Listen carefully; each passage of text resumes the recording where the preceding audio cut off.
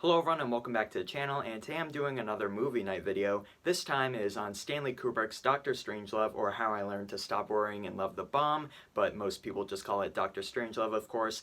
I have never seen this movie, and Stanley Kubrick is one of my favorite directors, if not my favorite director. He probably is my number one. And this is widely considered one of his best movies. It's definitely in the better half. He's only made 13 movies.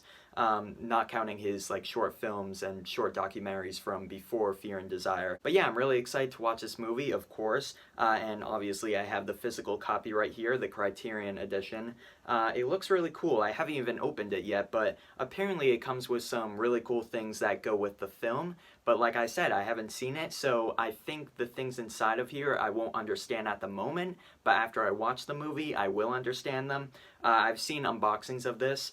And yeah, since I haven't opened this, and this is not really a normal Blu-ray, I may do a little short unboxing in this video, and then I'll put the movie in the player and then watch it, and then give my first reactions after the movie. You guys know how these movie night videos work. I've made a couple by now. But anyways, let's start off with the unboxing of this Criterion Edition Blu-ray of Dr. Strangelove, of course. Alright guys, so here it is up close.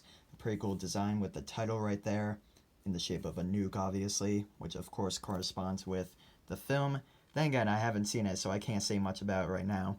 Peter Sellers, George C. Scott, and Stanley Kubrick's Dr. Strangelove, and the rest. And then right there, Criterion Collection, 1964, the little sticker that comes with it that says Special Edition. And of course on the back we have all of the special features and whatnot. I'm not going to take the time to read through it right now because that will probably be pretty boring for you guys. But you could pause the video right now if you want to read it. I'll probably read it once I stop recording, because again, it'll be boring for you guys to just hear me read it off. And then a look at the spine. That's just the plastic. I'll take that off in a minute. That's one spine, and then the other side looks pretty much the exact same, except this is where the sleeve ends, I guess. This is where the opening is, and then this part right here just slides out. So with that said, let me take it out of the plastic. There we go. And here's the front. It's a nice material. Now let's slide out the actual part where the movie is held in. You can see here it's just pretty much like a slipcover. And then there is the cover artwork. That's maybe the most iconic shot from the movie. I've obviously seen that before. I've seen quite a few clips from this movie, but I have no idea how they go together. And then on the back, we have the same shot, just up close. So if we open it up, yep, we got this. As I said, I've seen an unboxing on this before, so I already knew that this was coming. But here we go. Here's the inside, and that looks really cool. I mean, Criterion just does really cool releases for every movie that they do. So there's that.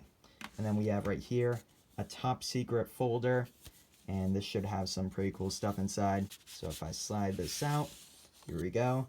And yep, there is the tiny Bible. Here we go, Holy Bible in Russian phrases. This is from the movie. Like I've said, I've seen an unboxing of this, so I'm kind of ready for all these things. But that is so cool. When I see the movie, I feel like I'm going to get so excited because it's like, oh, I have the real copy of that. It's kind of cool how they included this. So yeah, that's really cool right there. And yeah, nothing on the back, but right there at the front. Really neat. And then right here we have a top secret letter by the looks of it, or some message. Oh, here we go. It's just almost looks like a little film essay, and there was a back as well, so let me unfold it again. Oh, and another page. I'm really surprised that they include this much. I mean, look at all that. And then the backs. Once again, I'm not going to read through this whole thing for you guys. I'll do it by myself, probably after I watch the movie, so then I get the kind of the more significant feeling of it after I know what the movie is, you know, how it turns out. It'll be more interesting reading this afterwards.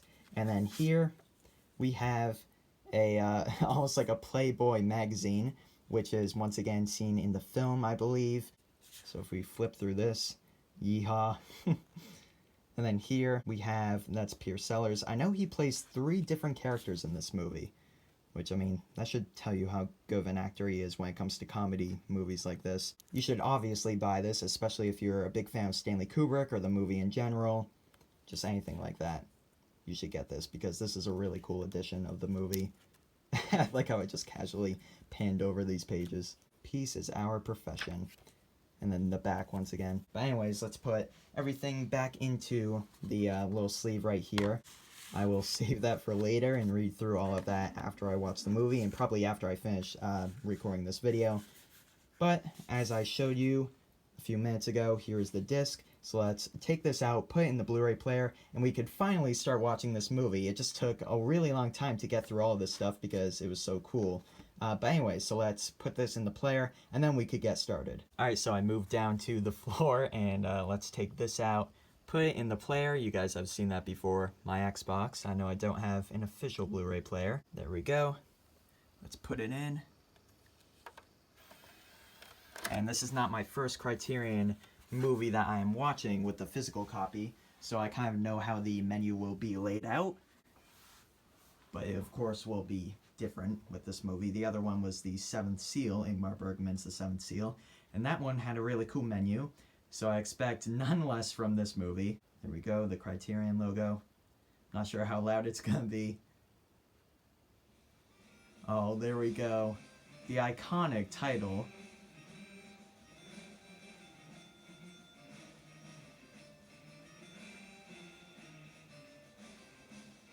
Oh man. I'm incredibly excited to watch this. This is probably the most excited I've been to watch a movie in quite a bit.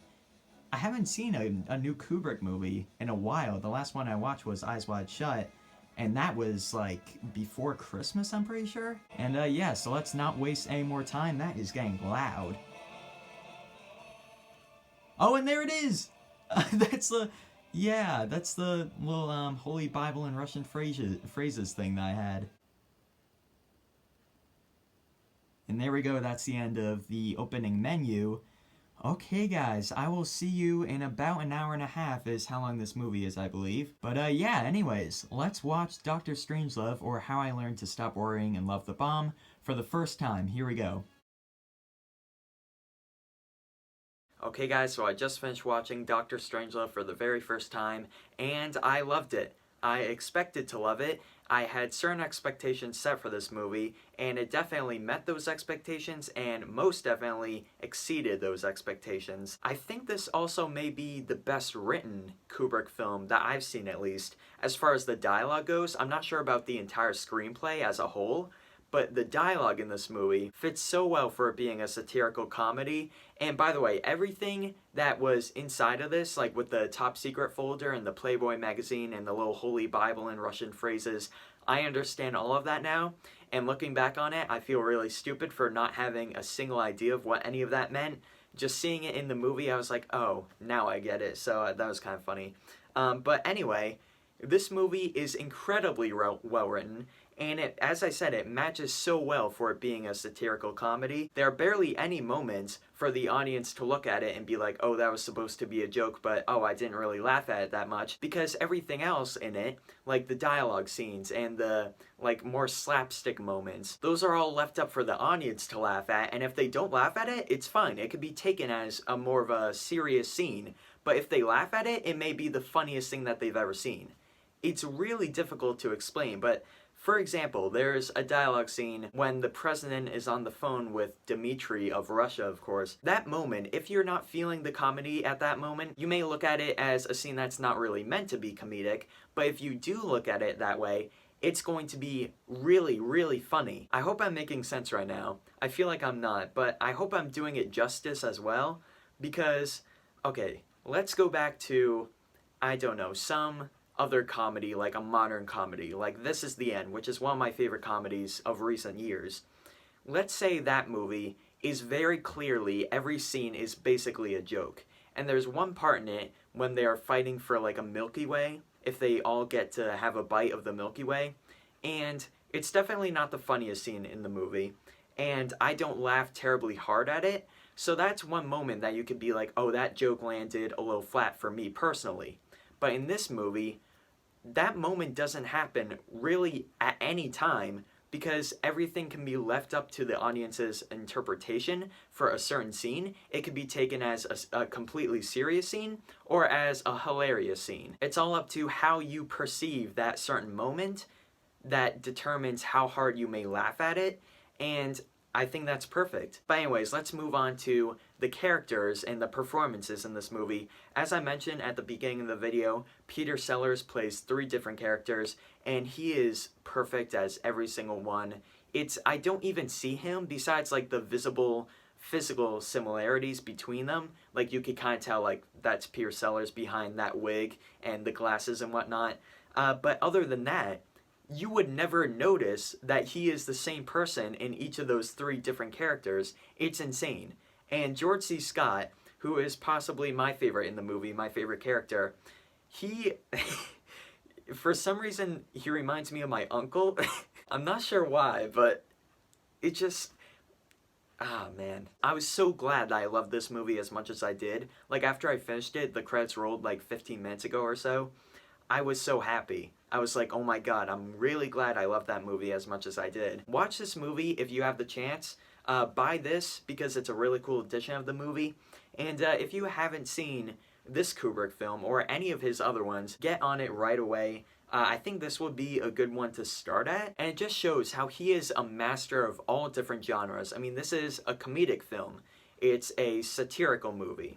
And then you have movies like The Shining, which are strictly horror, and then Eyes Wide Shut, which are like mystery dramas, like heavy mystery dramas. Kubrick has made all of these movies, and they have all been insanely good. Thank you all so much for watching this video of me, of course, watching Doctor Strangelove for the very first time.